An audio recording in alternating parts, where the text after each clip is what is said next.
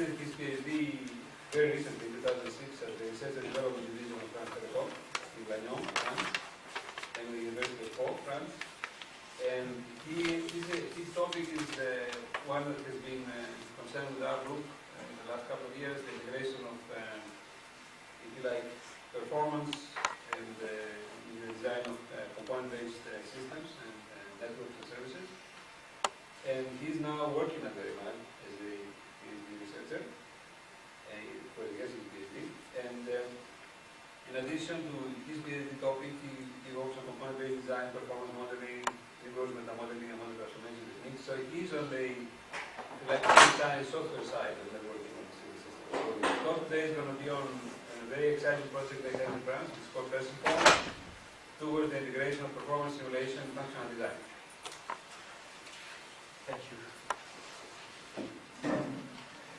So thanks to everybody for coming, and thanks to Dr. Barras for inviting me. Indeed, I'm going to tell you about that project that focuses on integrating performance simulation to the process of designing distributed systems. I will first present very briefly the administrative part of the project, and then focus on the objectives, the context, the objectives what we want to do in this project. And then I will give some details about the contribution that has been achieved so far and the conclusions that we managed to reach. I will make the demonstration, and finally I will conclude. So to start with, this Persiform project is a French national project that started in November 2004 and is going to end in next August. It's made of 5 partners, 3 academic labs, INT in Paris, telecommunications in Riyadh, and Verimag in Grenoble, and 2 companies, Orpheus, which is a small company that provides services to, for example, the French Army, and France Telecom, who is the leader of this project.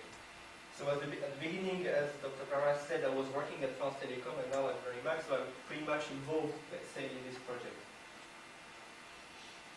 Now, our objectives. Our topic here is the performance of complex systems. So what we call complex systems, here in our context, is systems that are distributed, that can have a very large number of users, and that are subject to multiple different usages. So typically you can think of France Telecom. They provide services that can be web services or any kind of service to their users, and they really want to deploy new services in order to take advantage over their competitors. So you can think, for example, of an audio conference system. You allow users to register, to organize audio conferences, and to participate to them.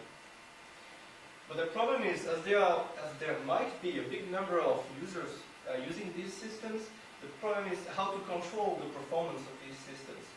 Controlling means here be sure that the response time will still be okay for the users, that whenever they request a service, they don't wait for too long, that we have a correct throughput, which is the amount of service requests that we can handle in a certain amount of time. And okay, so this is very important for the quality of service, right? And there's also the hardware infrastructure part. We need to control the performance, because if the performance is not sufficient and we need to buy new machines, okay, this is expensive, so we don't want to waste money. We need to know where and how and what to buy and where to put it on our network. Okay. So for all these issues, there's one point that is critical in this context is software architectures. So this is the reason why performance analysis must be really carried out as soon as the design stage, because this is where software architectures are defined, and it must be continuously carried out through the design process. But to evaluate performance, there exist mature techniques for sure. You have analytical methods that consist in resolving equations that model your system. There's the simulation technique, executing a model of the system, and there's testing. The problem is, we said software architects were responsible, are the ones who have the most impact on performance. So the problem is, for performance modeling, if if you want to do analytical methods of simulation, is very specific. And it requires very specific skills and tools that are not commonly available. So that's a big problem because software architects do not master or cannot use these techniques most of the time. And another point is you don't only want your model to be used as performance evaluation. You want it for example, functional validation. Now, if you validate from functional point of view your model and you do some performance analysis, if the two models, the performance and the functional ones, are really different, then what are you doing? Are you sure that what you are doing is indeed consistent? So these are two problems. To illustrate this, let's have a look at what a functional model is for software people. Most of the time we model using the Unified Modeling Language, UML. So you model your system with a static part made of use cases, classes that describe your software entities, and deployments that describe where your software entities are deployed on which machines. And you have a behavioral part that can be, for example, sequence diagrams that focus on which messages are exchanged between software entities, or activity diagrams that focus on actions that are executed and when and how they are executed. And on the other hand, a performance simulation model can look like this. So this is a model made with a high-performance workbench, which is a discrete event simulator. Okay, so industrial tool that is pretty much used by some big companies. So it's a Petri network. So it's a model that focuses on resource consumptions, when and how they are used. For example, CPU usage, memory, full of threads. So we can see that these resources are certain levels of abstraction because we are talking about distributed systems. So these resources must also have characteristics like their size, the power of a processor. And in order to simulate, you also need to describe the environment of the system, which is in fact your expectations about the behavior of the users of the system. So when you have all this information, then you have a performance model that you can simulate or execute. So both models are very different. So what is our approach? Our goal is to solve our problem, which is enable software architects to keep control of the performance of their systems. So to do that, we propose to keep consistency between functional performance models and save the burden of creating a performance model from scratch to transform the functional, like UML models, to performance models. That's one point.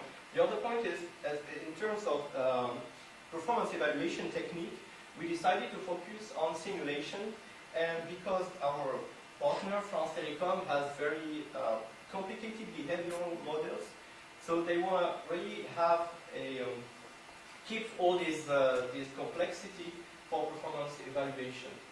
So simulation allows you to have very complex models. And also for industrial reasons, we want to reuse mature existing industrial tools that prove very useful, and we do not want to develop a prototype. And finally, we want to use, for the same reason, standard modeling languages that are well known, UML2 for example, and in terms of formal languages, Petri Nets and Turing networks. So following these principles, what we envision as a methodology for applying what this project provides is, okay, you've got your architect is making a functional model as usual, UML for example. He extends this model with performance information that is missing in functional models to evaluate performance, like time, resource consumptions, the environment that I spoke about. So we want to take this enhanced model, transform it automatically, and output a performance simulation model that can be used for analysis, and then provide feedback to our architect so that he can possibly redesign his system, seeing what's not going on and which resources are used too much. And ideally, we would not need this person here, the performance engineer, because we want software architects to do as much as they can by themselves. But okay, this is the ideal case, and probably to use performance analysis, interpret the results, we still need some people who have some skills in performance evaluation. Now that the objectives are given, we have to consider the state of the art the idea of transforming functional design models to performance models is by no means original. There is a small community, the community of software performance engineering, who has been working on this for, say, 15 years, a bit more, but it became dynamic at that time. So there were a lot of works from Smith, Petri, Balsamo, for example. So they proposed to use different design languages like SDL, UML, message sequence chart, use case maps, etc., and derive performance models. But our objectives and the means we want to use to reach them are different here, because, as I mentioned, we want a high expressivity in our models. We want complexity, because France Telecom wants to keep complexity, not hide it, not abstract it away. We also want to keep consistent with functional validation, which means maybe not have a completely formal approach, but at least formalize what has to be formalized and when it's relevant. And we want automatic model transformations. This is very important for industrial reasons, because we don't want software architects to do transformations by hand, for sure, for economic reasons. And also we want some guarantees, at least, that our transformations have a sound basis. Maybe not prove them, but have some clues that they are correct. Now, the tasks that have to be done to reach these goals are first define what the relevant modeling concepts we are going to provide to our users. This is the core of the approach, right? What do we want to manipulate? And then ensure that they have a clear execution semantics for the reasons I have given. There's no execution semantics. No way you can couple with validation, with functional validation, no way you execute. And then, to make them actually usable, you have to provide a concrete definition of these concepts using some specific techniques that I will present later. And then, when all your concepts are well defined, you need to adapt users' functional modeling languages so that software architects use them in our approach. And finally, implement everything. Now, let's first focus on the modeling concept that we propose to use. Remember what I said about what we need in a performance model and what we have in a software model. First, there's the structure of the software. So, is it important? Well, it is in a way, but only as far as it has some impact on the behavior, on the performance behavior of our system. So, we will not provide any concept specifically relating to structure. There was a choice that was made from the beginning of the project that we would not go component-based. Because, okay, this is the first project, we are accumulating knowledge and experience on this, and eventually it would be better if we were component-based, but for the moment it's not the case. And then you have the behavior, so what do you need to consider? Well, a lot of different things, and particularly resource consumption, so I will go through these different points and present what we have selected. And finally, of course, apart from the behavior, you need the environment.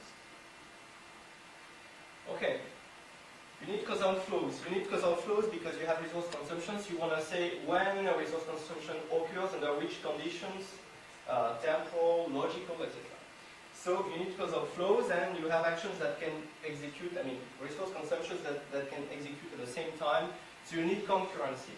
So Petri Nets are the classical formalism for defining such flows. So what I'm going to do in the rest of this presentation is, okay, Petri Nets is a formal language, so we have taken all the Petri Nets concepts for our flows. But for the sake of the simplicity of illustration, I will use activity diagrams that are just a layer of painting, say, on Petri Nets, but that make them readable. So activity diagrams would be the user's modeling language that we will adapt. But let's consider we have Petri Nets. Then, in Petri Nets, we have all these actions that are the transitions on the Petri Nets that are executed by the tokens that flow through the Petri Net. So what do these actions contain? Well, the first thing, as I said, is resource consumption. So what kind of resource consumptions? What kind of resource? Distributed systems. We have processing units, processors. So how to characterize them? Well, they can have a queuing discipline, FIFO, process sharing, round robin, etc. So this impacts on performance. They have number of processors, they may have maximum number of threads, etc. So when we want to specify that we use such a resource, we have an action that we call execute that says execute for some duration on this resource using this time unit and possibly this priority. So if you have at the same time two resource consumptions, then the queuing discipline will tell you which one will be executed first. Apart from processing units, we have of course memories. So memories have a certain size. So we can allocate or free some memory. So if you want to allocate some memory and it's not available, you have to wait until it is available. So it changes the performance. We have the concept of token pool, which is in a way like a semaphore. It allows you to model like pools of threads. When a request is received by a server, if no thread is available to handle it, then the request is stored for some time until some thread becomes available. So it's important for performance. So you can take or release a certain number of tokens in the pool. And finally, we model network in a very high-level fashion because we are high-level here. So network link has just a queuing discipline and a delay that is taken before the data are sent and a bandwidth. So you just specify that you emit some quantity of data. Okay. And to make a link between all these resource consumptions and the definition of the resources that they are associated with, you have deployment implicitly. So this is structure, but it is hidden somehow, but it's here. Okay, so all these concepts have a semantics that comes from the world of queuing networks. So we have at the same time Petri Nets for synchronizations, causal flows, and queuing networks. Apart from that, we want to have time consumptions, delays. So at a certain moment of the execution, you specify, okay, I wait for some time. So this is useful because you may want to model functional delays. For example, when you have some periodic emission of some signal. A delay is also a way to abstract away from some external processing that is made out of the system, so you have no knowledge of the resources they are using. So delay is an abstraction for that. And you can also try to abstract away from an internal processing that relates to a resource that you cannot change. For example, you have some given network and you know you're going to use it, you cannot change it, and okay, you make the approximation that it will take 2 seconds to transmit your data, for example.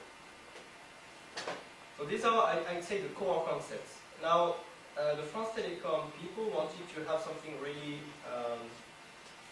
expressive. So we have synchronizations between all these causal flows, all these tokens executing actions and flowing through the system. We want, of course, to have classical fork join patterns. So a token arrives here, it duplicates, these two actions are executed in parallel, for example, a delay and a resource consumption. Then you join and then you do something else. But we want also to have, so this is classical and all performance tools handle this pattern. But we also want to have some more complicated stuff, like arbitrary joining and forking with tokens that do not join, tokens that join with parents of the token coming from another fork. Okay, we want things that are a bit more complicated like this. The problem is, if we allow every pattern, we need to be sure that we can deal with them, that they have an execution semantics, and that it is useful in our approach. So there might be some problems. For example, if we execute this Petri Net, I have a token here. I have a fork, so I duplicate. So the first token is flowing, reaches a second fork, then the action 10 is executed very quickly, and action 9 takes some time. Okay. In the meantime, my first token goes on flowing, creates two new tokens. So my token on top of action 7 reaches the fork, creates 2 new tokens. And now, action 9, that took a long time to execute for the first token. For the second one, it might be very fast, because it might be probabilistic, for example. So my second token here is going to join with the first one. Now, this is annoying. This might be what we want, but not sure, because here we lose the causality thread. So imagine you say, I want to measure the response time between the beginning and the end. Then you mix up things, because you have different causality threads, and you mix up. So you have to introduce something a bit more complicated than Petri Nets, or yeah, a bit more, let's say. You have to use colors. So color Petri Nets associate the color to tokens. So we want to allow every token to have a color, and we want to allow the user to specify that some edges will change the color of the token. So you annotate with new color. This is a syntactical construct that we want to support. So by default, when you try to join, you join only a token of the same color. And if you want to still keep joining tokens that are different colors, you may also want to specify it. So we will let users specify that, for example, this edge here is a weak synchronization. So whenever two tokens arrive here, they can join, and the color of the outgoing token will be that of the one on the strong edge, and not on the weak one. So let's have a look at how it executes. I have my token here. Okay, I execute. Now I have my new color edge. I change color, execute, and the same as before happens. Now my second token flows, change color. Okay. Now action 9 is executed quickly. Okay. And now I cannot synchronize because the colors are different. Now I wait until the yellow token is ready, and then I can join. And here we preserve causality. Okay. So this is the kind of issue that has to be taken care of when doing performance. Now we want other concepts, like to allow for good scalability. We want to be able to decompose the behavior of our systems. So we want to specify reusable sub-behaviors, reusable Petri Nets that also have parameters. Okay. So we have procedural Petri Nets. Of course, we forbid cycles in the behavior course. So we don't have infinite recursion. So we are in a situation where we can have sub-behaviors that have concurrent executions, okay, with different tokens executing them, but that are not related. And the France Telecom people also express the need to have complicated terminations of behaviors. When I say complicated, I mean there are two classical concepts. One is the stop. When a token reaches the end of a behavior, it's destroyed. When the interrupt is when a token reaches the end of the behavior, it stops all the execution of the behavior. So this we wanted to have. But they also propose other concepts like a classical return, where tokens return independently from a set behavior. And you can have also, they propose the concept of wait that they needed in some of their systems that says when a token reaches this node, either another token is already present or it's not. If it's already present, then the token is destroyed. If not, then our incoming token is stored on that node and waits until all the execution of the Petri Net is finished, and then it returns. So indeed, in some cases, they needed that. So I'm speaking about this to illustrate the fact that our approach works for even a bit sophisticated or exotic concepts. But in order to support these concepts, you need to give an execution semantics. So what we needed was to associate not a color to tokens, but a stack of colors. Okay. So I'm not going to go into the details here, except if people are interested. The idea is you discriminate tokens in terms of color and in terms of the execution of the Petri Net they are part of, so that you never mix tokens that are of different executions of a given Petri Net. So with stack of colors, it works. Okay. And the idea is every time a behavior is called, you add a pair of colors. One for the new execution of the Petri Net, of the sub-behavior, and one for the color of the discriminating color causality thread of the token. Okay, so this was for synchronization, decomposition. Now let's go back to the functional behavior. we want to have data. We want to have data manipulation for complex functional behavior, in a sense. So we want to have data variables that are associated to every sub-behavior, every reusable Petri net. And we need different kinds of variables. Okay, we have Petri net parameters, but we also want variables that are shared between tokens of the same execution. We also want variables that are not shared, so that each token has its own copy of the variable. Okay, so we had to make a distinction. So we want the users to, at certain points of the execution, specify that an action is a computation. So we reuse the C syntax, and we also reuse probabilistic distribution functions that are in our simulator. So you already have much power here. And with this data, you can have choices that can be either probabilistic or deterministic. We want both. So for example, here I have a percentage of probability to flow on one edge and to flow on the other edge. And here I have a deterministic choice that lies on a variable called I. Okay, that's it. Finally, concerning the concepts, we have the concept of an environment that I spoke about that models the expected behavior of the users. So it triggers the execution of some system, of some behavior of the system, or sub-behavior. And it's made of information that says every interarrival delay, then I receive a certain number of requests with some values, etc. So this is really related to simulation, but it is necessary.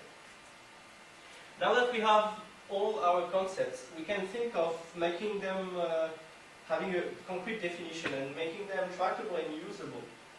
So this is where all these model-driven engineering techniques can be applied.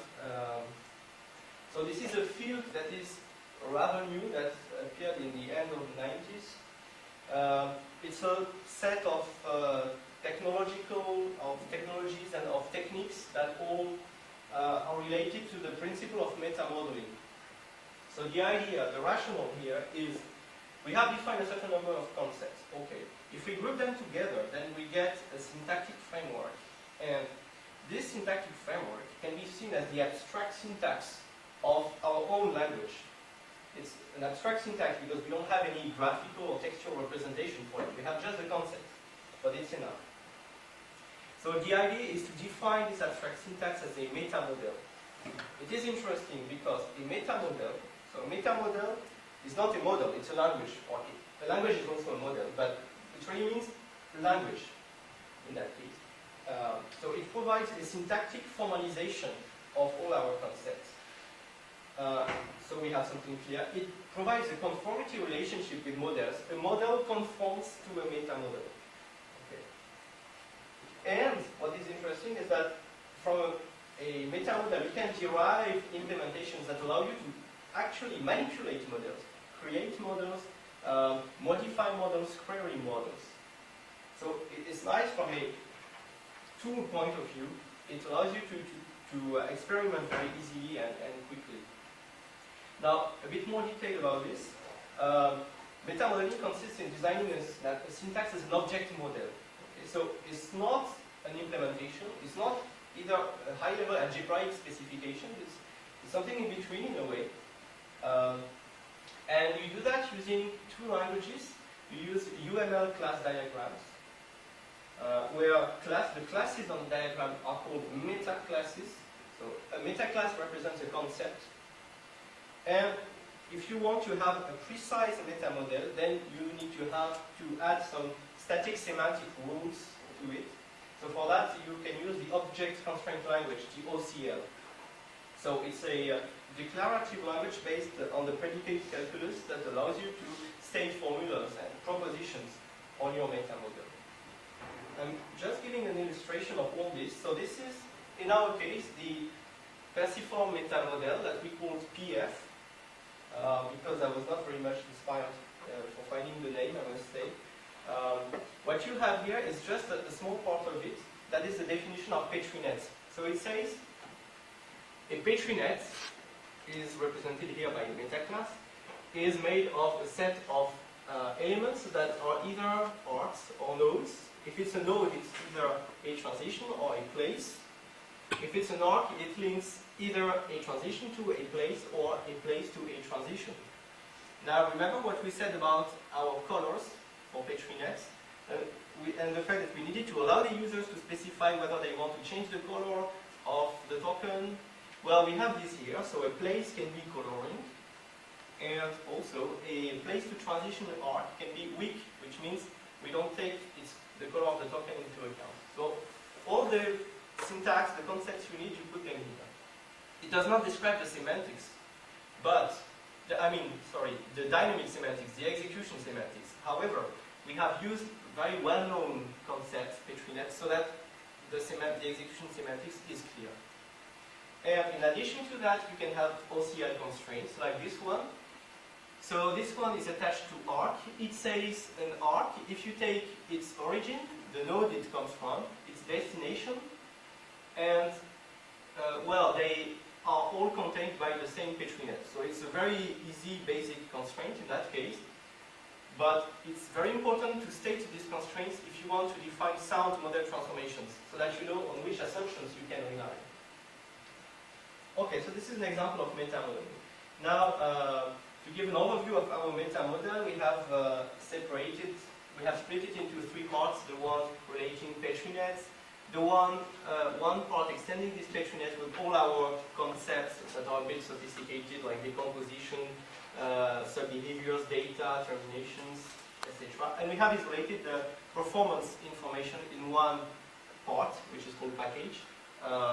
So we have the Petri nets here and the queuing networks concept here, and all are merged in a hopefully consistent manner. So we have 64 meta classes, but 28 abstract, which means that actually we have 36 concepts that we actually use, and 32 OCL constraints.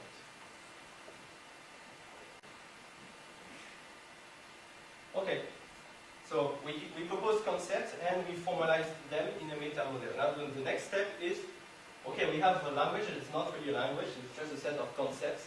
Now we want to allow software architects to use these concepts in their own modeling language. So what we have to do is to adapt their functional modeling languages accordingly.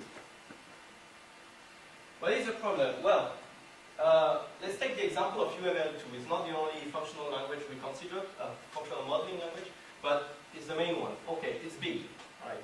It covers many, many different things. And then we have our own language here, okay? The intersection with UML2 is not void, hopefully. We have some common concepts, but okay, we have things that are not in UML, a lot of things that we don't care about, and things that are more or less in between, but that are not well defined in UML, so we are not sure. Okay, so from this situation, we have to go to this situation where the user, he cannot use this, but he can use all of this, and all of this is an adapted UML2, and it's available in his usual modeling tool. So now, is this possible? Yes, it is, because hopefully UML2 has been precisely defined for being adapted. So it proposes a mechanism that is called the profile mechanism that allows you to specialize, adapt it. Actually, UML is not really a language in a way, it's a family of languages, and each tool provider makes its own choices on the specification of the language. So you just make some more choices when you make a profile. So it's all consistent. So a profile is a set of stereotypes and constraints stated in OCL. A stereotype is the extension of some already existing concept in UML. So it provides a syntactical extension. And you can associate it with constraints that restrict its usage. So you have a concept in UML that you consider generic and you specialize it. What is nice is that it is supported by a certain number of tools.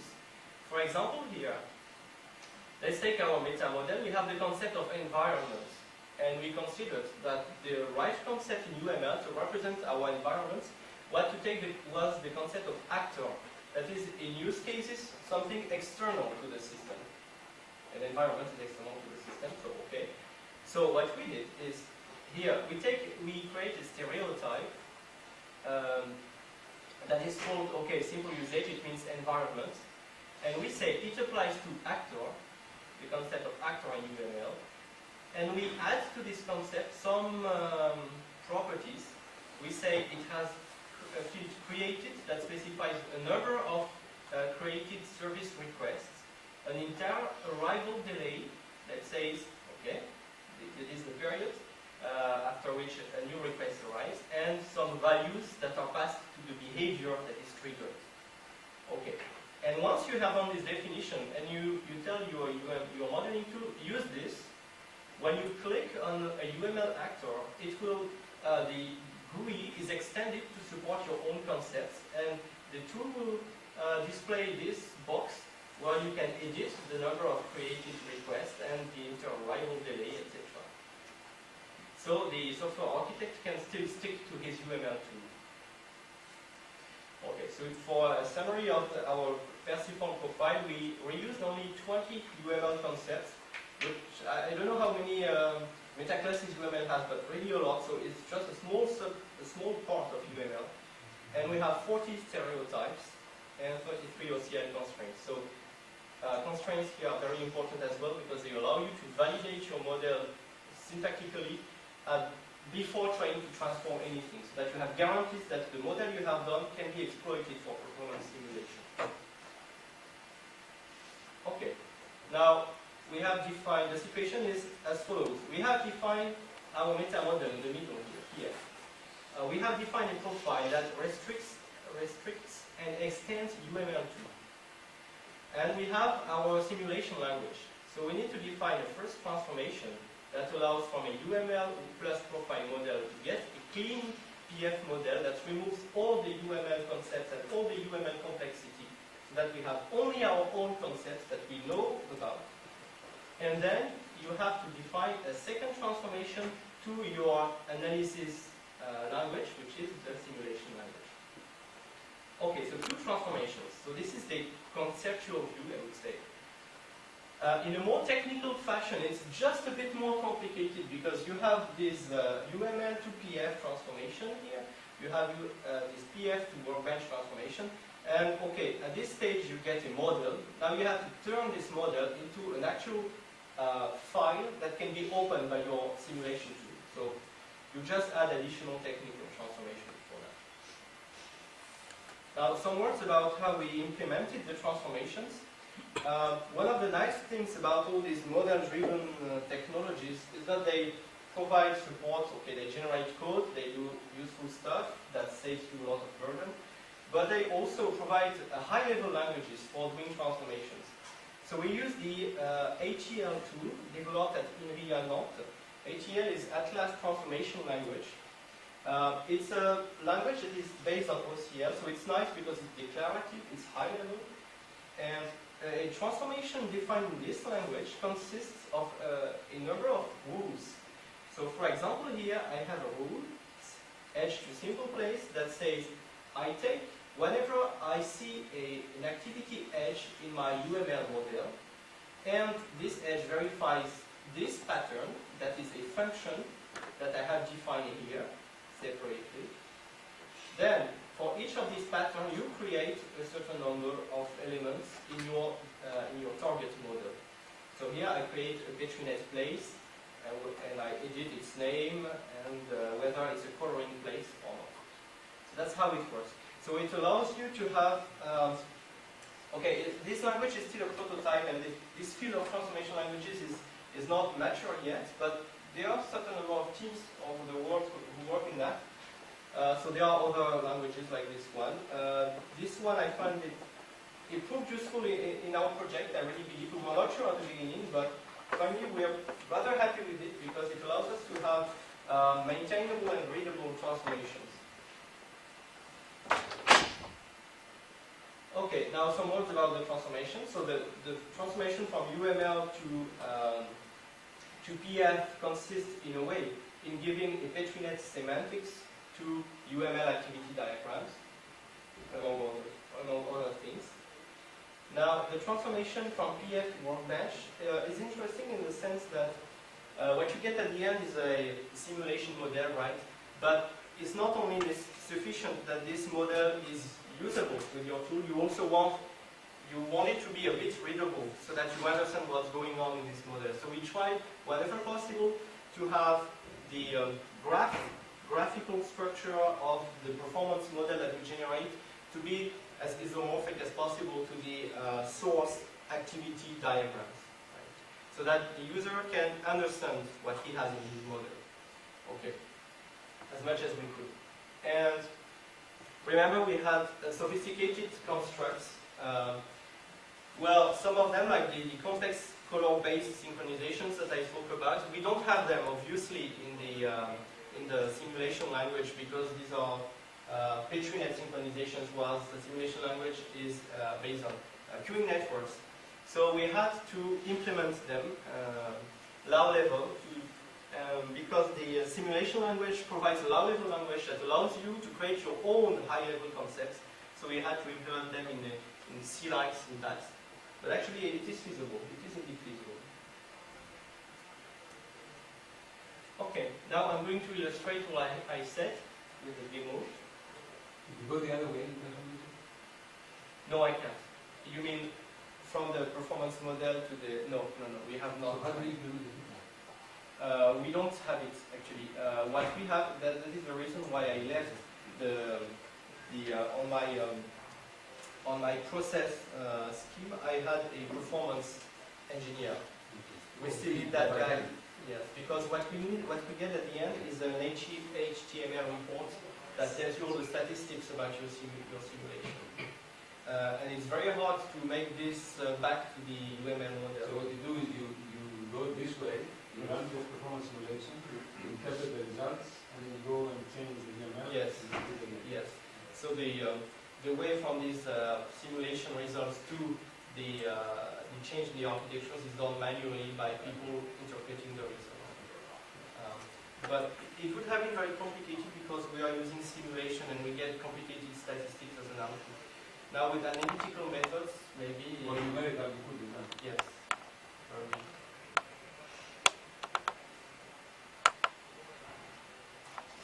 This is a UML modeling tool that software architects may be using. Well, that's the one they are using at France Telecom at least. It's a rational software modeler. So it's for those who know rows, it replaces all the rational rows series. It's based on the Eclipse platform. So let's open a model, and this one, for example. And let's consider this is the model that is made by our software architect. So the first thing is, when you create such a model, you have to say that you apply our own specific profile called Persiform. So you say, I'm not doing UML2, I'm doing adapted UML2. So the software architect has to specify first what his use cases are. So in that case, it is an illustration of a audio conference platform, say that France Telecom could provide to these users, and they did actually some years ago. Well, you have two use cases. You can either register a new conference so that later people can connect to it, or you can, so the guy who does that is the organizer, or you can participate to the conference. And then the guy is the participant. So you have two, I should have said actor, not guy. So two actors and two use cases. Okay. The other thing is, you need to have some deployment that says how is the platform you are executing this service on. So here, this is a deployment diagram that says I have a machine called server that uses our own stereotypes, our own concept. So it's a processing unit. Now, if I click on it, I can see that because it's a processing unit, I have entered that it has a scheduling policy that is FIFO in that case. It's not preemptible, etc. So this is the things I have extended the concept with. Okay, and there are some artifacts that represents a software code that is deployed on it. So this will be useful in the activity diagrams to specify what a resource consumption is applied to.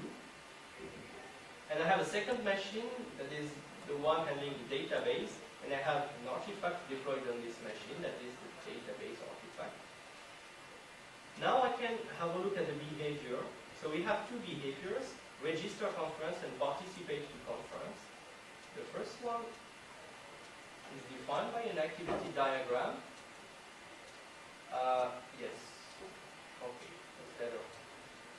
That says, when I begin, I have some resource consumption, PF exec is our own stereotype that says resource consumption. If I click on it, I can see that I specify it has some duration. In some time unit it is defined elsewhere and no priority. So it's a resource consumption of 3 time units on the resource that is associated to the artifact that is activity diagram is in. And okay, there's a loop here. There's some computation of data, another resource consumption. There's a loop that depends on the variable and the attempt. Okay, this variable is a parameter of my activity, so it is triggered by in the use case diagram by some value that is passed. So this is a deterministic choice. And now if I have a look at the other use case, participation to a conference, a user who tries to participate to a registered conference, he will be waiting, and in parallel the system will try to register him.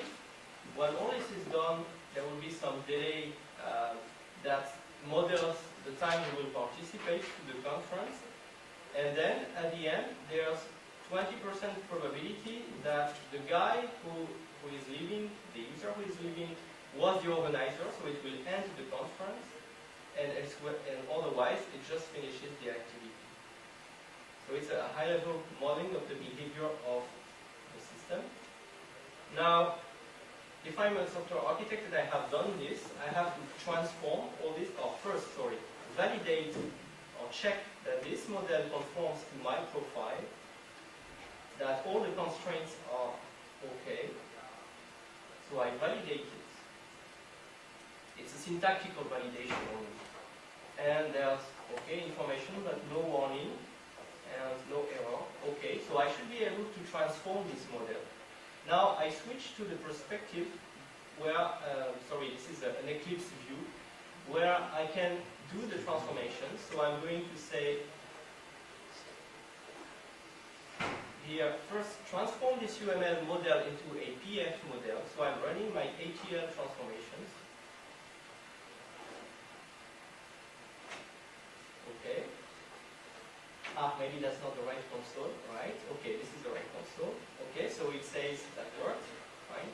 Now, I'm going to run the second transformation going from PF to my simulation language.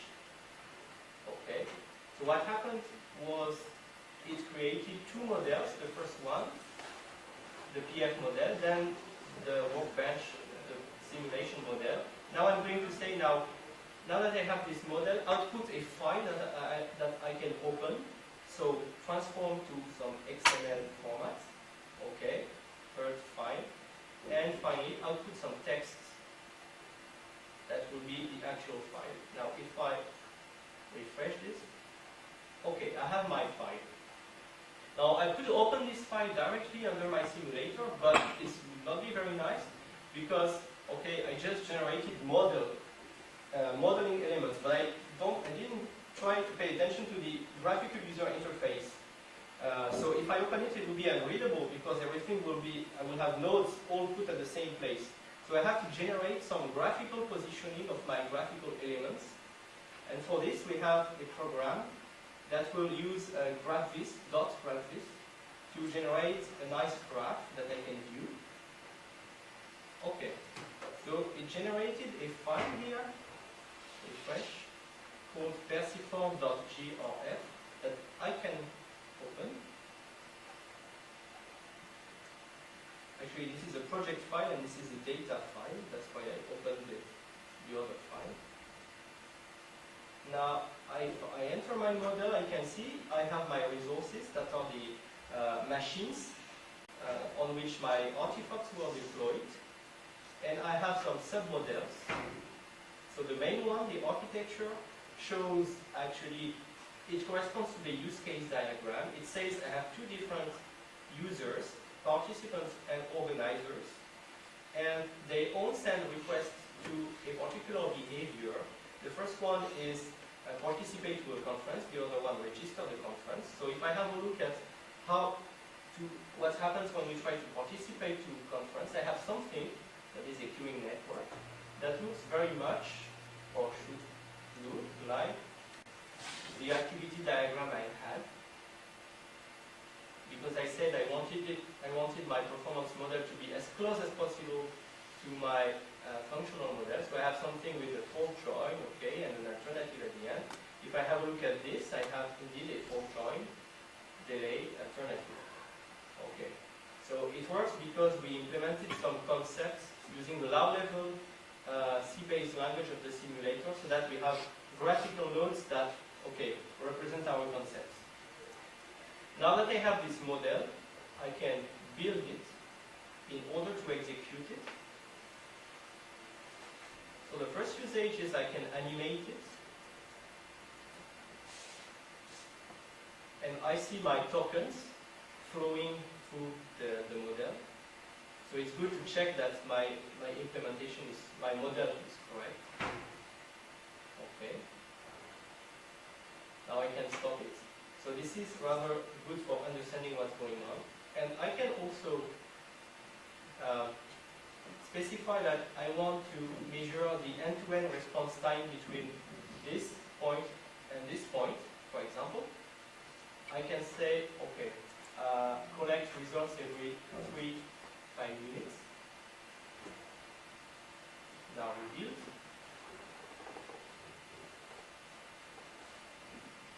And execute. I let it execute for some time. I stop. It has generated a report that I can open.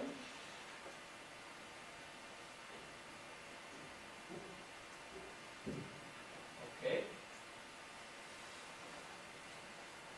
Oops.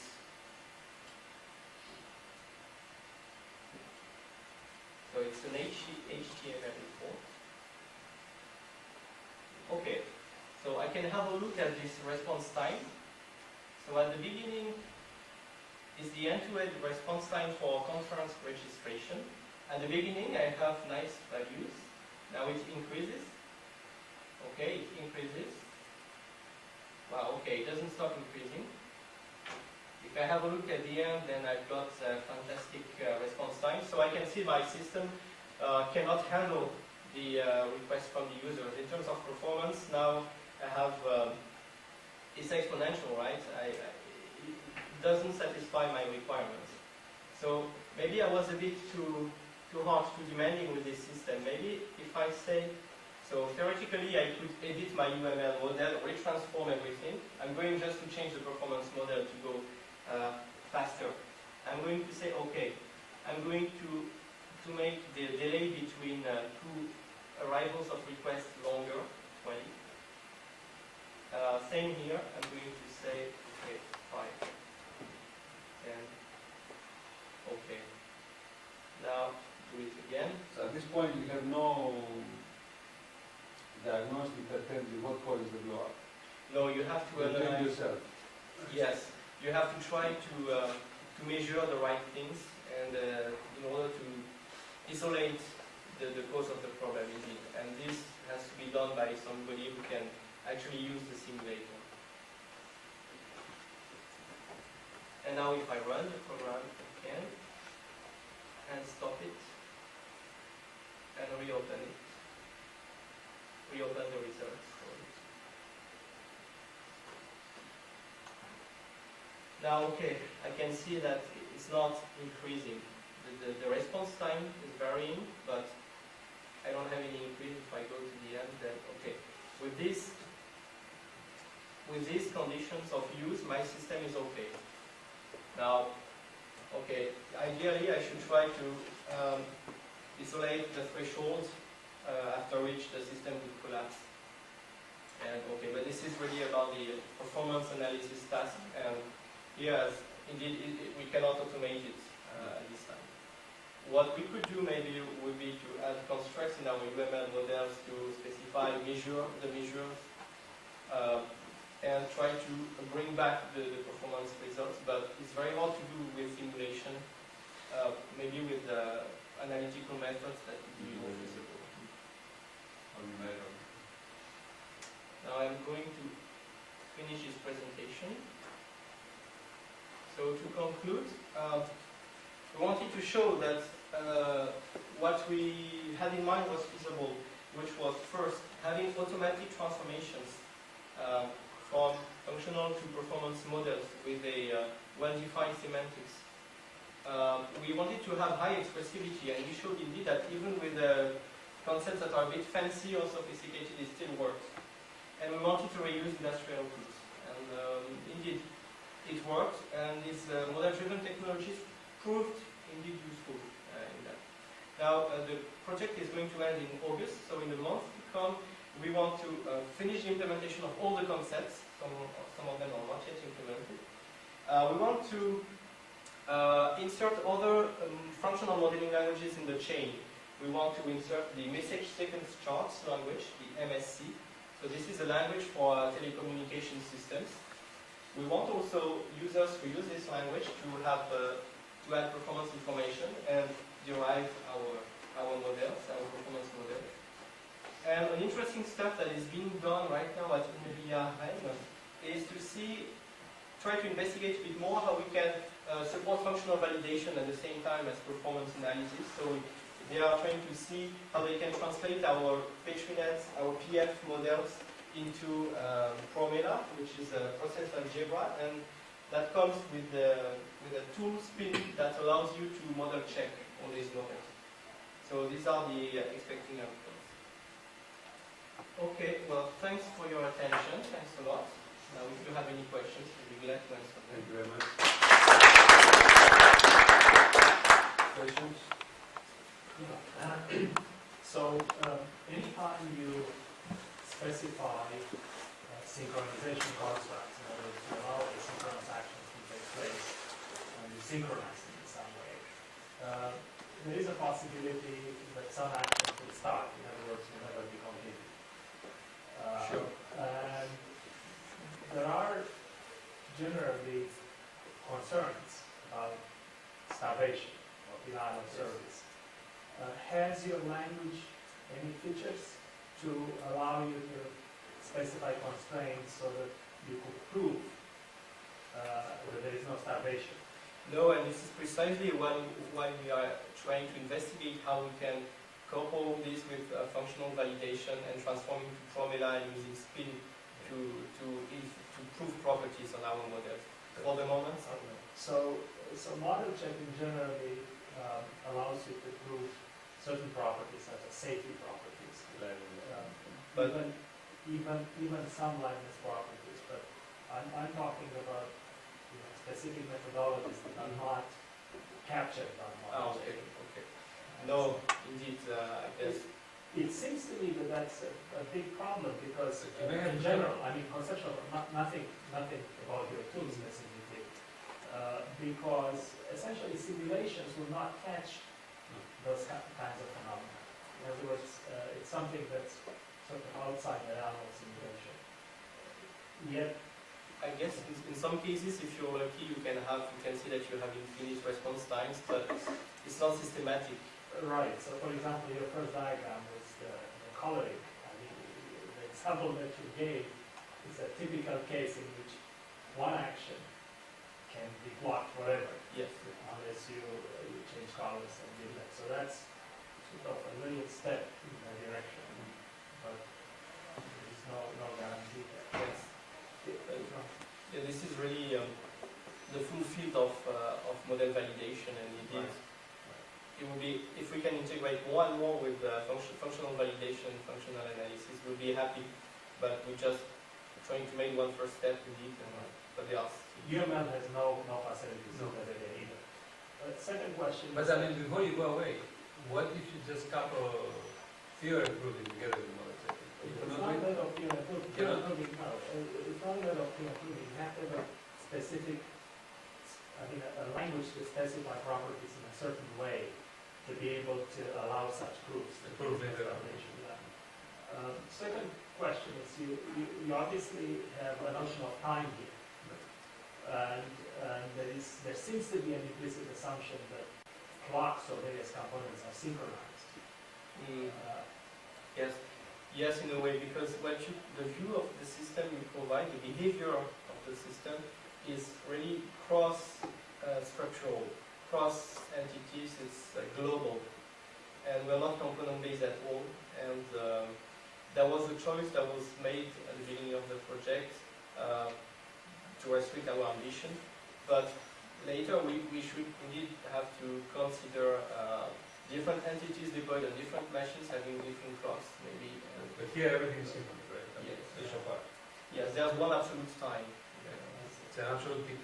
Right. But for me, that's how it happens in discrete event simulation. They've done other pieces of work, not on this, in Verimag, that they allow local times in the tube, but they have not integrated it yet, from what I've seen. These are the things that I use it for this one. Any other questions?